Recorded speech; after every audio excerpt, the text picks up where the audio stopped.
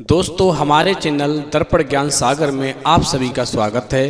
तो सभी भाइयों को जय श्री राधे जय श्री कृष्णा। तो दोस्तों आज का प्रसंग है, यदि आप चाहते हैं कि बुढ़ापे में आपको दुख ना मिले, सारा परिवार आपसे बहुत प्रेम करे, आपका ख्याल रखे, तो इस कहानी को अंत तक अवश्य सुने और इसमें जो 16 बातें बताई गई हैं उनका अपने जीवन में पालन अवश्य करें।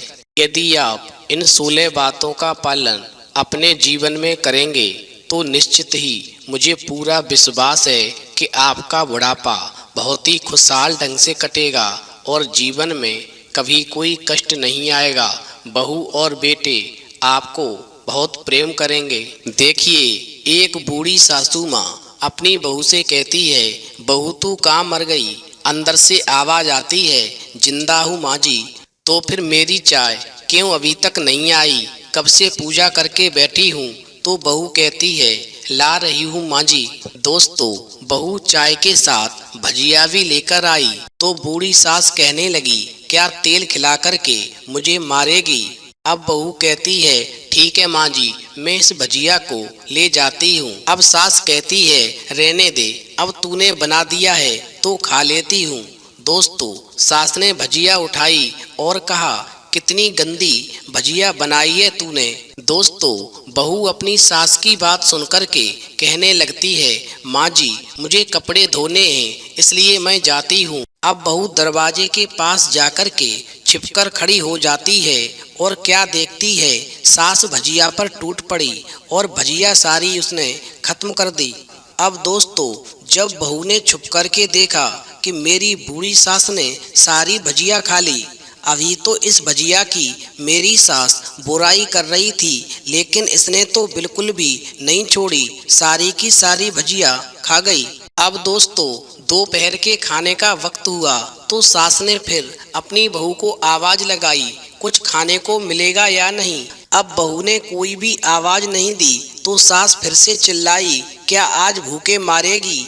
तो बहू सामने आई और अपने साथ में खिचड़ी लेकर के आई और सास के सामने रख दी। सास को बहुत गुस्सा आया और कहने लगी, ये क्या है? मुझे ये नहीं खाना, यहाँ से ले जा। बहू कहती है, आपको डॉक्टर ने दिन में खिचड़ी खाने को कहा है, इसलिए आपको ये खिचड़ी खानी पड़ेगी, अन्यथा आप ठीक नहीं होगी, आपका स्वास्थ्य और बिगड़ जाएगा।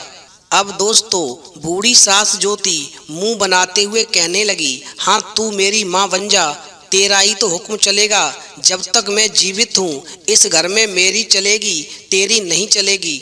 ये सारी संपत्ति मेरी है, ये सारी संपत्ति आज भी मेरे नाम है, यदि तू ज्यादा करेगी तो तुझे मैं इस घर से हमेशा के लिए निकाल दूंगी। अब दोस्तों, घर में पूजा थी। बहू सुबह 4 बजे से उठ गई। पहले उसने स्नान किया और फिर फूल लाई, माला बनाई, रसोई साफ की, पकवान और भोज बनाया और फिर इतना करते करते दोस्तों सुबह के 10 बज गए। अब सास भी उठ चुकी थी। अब बहू जो थी पंडित जी के साथ में भगवान के वस्त्र तैयार कर रही थी। आज ऑफिस की भी छुट्टी थी इसलिए उस बहू का पति भी घर पर था। दोस्तों, पूजा शुरू हुई और सास ने चिल्लाना शुरू किया, बहू ये नहीं है वो नहीं है। अब तो बहू दौड़ी दौड़ी आती है और जो भी सास कहती है वो सब करती है। दोस्तों, अब दोपहर के 3 बज गए थे। आरती की तैयारी चल रही थी। पंडित जी ने सबको आरती के लिए बुलाया और सबके हाथों में थाली दी। अब जैसे ही बहू ने थाली पकड़ी तो थाली हाथों से गिर पड़ी। शायद भोज बनाते हुए बहू के हाथों में तेल लगा था जिसे वो पोंछना भूल गई थी। अब सारे लोग तरह तरह की बातें करने लगे, कैसी बहू है, कुछ नहीं आता, एक भी काम ठीक से नहीं कर सकती है, ना जाने कैसी बहू उठाकर लाया है, एक आरती की थाली भी संभाल नहीं सकी। अब दोस्तों, उसका पति भी गुस्सा हो गया और फिर सास चुप हो गई, उसने कुछ नहीं कहा। तो पति कहने लगा, इसमें लड़ने की क्या बात है, तुम ये समझ लो वो सीख रही है और धीरे धीरे सब सीख जाएगी, गलती किससे नहीं होती है। उसने आरती की थाली जानबूझ के नहीं गिराई, अब दोस्तों सबको खाना परोसा जाने लगा। बहू दौड़ दौड़ के खाना देती, फिर पानी लाती। दोस्तों खाना खाने वाले करीब 70 से 80 लोग हो गए थे और इधर घर के 2 नौकर भी थे। और इतना होने पर भी बहू अकेली फिर भी वहाँ सारा काम बहुत ही अच्छे तरीके से करती रही और सबको बड़े ही प्रेम से उसने खाना खिलाया। अब बूढ़ी सास और कुछ आस पड़ोस के लोग खाने पर बैठे तो बहू ने खाना परोसना शुरू किया। सबको खाना दे दिया गया। जैसे ही पहला निवाला सास ने खाया तो कहने लगी, तुमने सब्जी में ठीक से नमक नहीं डाला है, तुम एक भी काम ठीक से नहीं करती हो, पता नहीं मेरे बाद कैसे ये घर चलेगा। अब दोस्तों आस पड़ोस वालों को तो आप जानते ही हैं कि उन्हें तो केवल बहाना मिल जाए फिर वो कहने में बिल्कुल नहीं चूकते। अब तो दोस्तों मौका मिलते ही आस पड़ोसी जो थे वो भी शुरू हो गए और कहने लगे, ऐसा खाना है, ऐसी बहू है। दोस्तों जैसे तैसे खाना हुआ और उसके बाद में बहू जो थी बर्तन साफ करने के लिए घर के नौकरों के साथ में लग गई। अब दोस्तों रात्रि में जगराता का कार्यक्रम रखा गया था तो बहू ने भी 1-2 गीत गाने के लिए मन में विचार किया और स्टेज पर चढ़ी। तो बूढ़ी सास जो थी जोर से चिल्लाने लगी कि मेरी नाक मत कटा देना, गाना नहीं आता तो मत गा, वापस आ जा। अब तो बहू मुस्कुराई और फिर उसने गाना शुरू किया।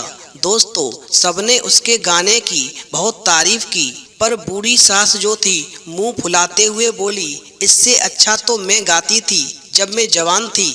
अब दोस्तों पानी सर से ऊपर हो चुका था। बहू को गुस्सा आ गई और फिर उसने अपने पति से कहा, हम माँ जी के साथ बिल्कुल नहीं रह सकते, आप क्या कहते हैं। दोस्तों उधर वो पति पत्नी दोनों ही अपने बूढ़े माता पिता से तंग आ चुके थे। वो बूढ़े माता पिता अपने बेटे और बहू को बहुत परेशान करने लगे थे, इसलिए वो पति पत्नी दोनों अपने बूढ़े माँ बाप को छोड़ कर के और परदेश के लिए निकल गए। अब दोस्तों समय धीरे धीरे गुजरता गया और एक दिन ऐसा आया कि माता पिता दोनों बहुत ज़्यादा वृद्ध हो गए। अब तो उनका चलना फिरना भी बंद हो गया और अब उनको बुढ़ापे में अपने बहू और बेटे की बहुत याद आने लगी। दोस्तों जब बूढ़े माँ बाप की बेकदरी होने लगी तो उस दरवाजे पर एक दिन एक संत भिक्षा मांगने के लिए आए। तो बूढ़े माँ बाप को जब संत ने रोता हुआ देखा तो उन्होंने बूढ़े माता पिता से उनके मन की सारी बात जानी और फिर वो संत जो थे उन बूढ़े माता पिता को उपदेश देने लगे और कहा, आज मैं तुम्हें कुछ बातें बताता हूँ। इन बातों को यदि तुमने अपने शेष जीवन में पालन किया तो कभी भी तुम्हें कष्ट नहीं होगा।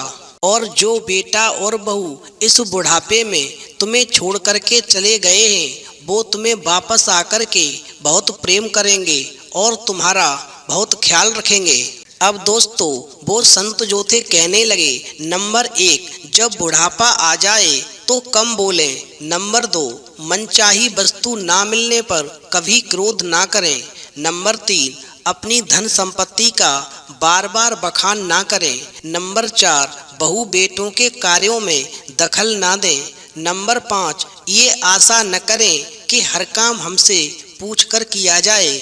नंबर 6 खाने पीने में संतोष रखें, जो भी मिल जाए प्रभु का धन्यवाद करें। नंबर 7 अपनी इच्छा पूर्ण करने की कोशिश ना करें। नंबर 8 बहू बेटे तथा उनके बच्चों से स्नेह व प्रेम का सदा व्यवहार करें। नंबर 9 बुढ़ापे के कष्ट को कर्म फल समझ करके खुशी खुशी सहन करें। नंबर 10 घर पर आए व्यक्ति से घर की कोई भी बुराई ना करें। नंबर 11 बहू और बेटे के कटु वचन सुनकर भी शांत हो जाएं, कभी उत्तर ना दें। नंबर 12 अपने स्वास्थ्य के अनुसार उनके कार्य में सहयोग करें। नंबर 13 प्रभु का सदा स्मरण करते रहें। नंबर 14 ध्यान रहे कि प्रभु की कृपा से सब कुछ प्राप्त हुआ है, खाली हाथ आए थे और खाली हाथ ही जाना है, इसलिए कभी भी बहू और बेटे पर तंज ना कसें। नंबर 15, अपने परिवार की समस्याएं कभी दूसरों के सामने ना रखें। नंबर 16, हमेशा प्राकृतिक जीवन शैली अपनाएं। यदि इन 16 बातों को तुम अपने अंदर उतार के और अपने बेटे और बहू के पास मिलने के लिए जाओगे तो वो तुम्हें निश्चित अपनाएंगे और हमेशा तुम्हारा ख्याल रखेंगे और तुम्हारी सेवा करेंगे। अब दोस्तों, उन संत की बात सुनकर के जो बूढ़े माता पिता थे, उन्होंने वो 16 बातें भी अपने अंदर प्रवेश की, अपने जीवन में उतारा और फिर अपने बेटे और बहू के पास गए और अपनी गलती के लिए बेटे और बहू से माफ़ी मांगी। दोस्तों, अपने बूढ़े माँ बाप की ऐसी हालत देख कर के बेटे और बहू जो थे, उन्होंने अपने माँ बाप के चरणों को स्पर्श किया और कहा, हमसे गलती हो गई, आप हमें माफ़ कर दें, हम हमेशा आपका ख्याल रखेंगे और आपकी सेवा करेंगे। फिर तो दोस्तों, माता पिता और बेटा बहू नाती पोते सभी एक साथ जीवन यापन करने लगे।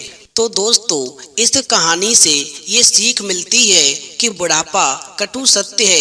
एक दिन हर किसी को इस स्थिति से गुजरना है, इसलिए कभी भी अपने बेटे और बहू पर तंज ना कसें और मिलकर के जीवन का गुजारा करें।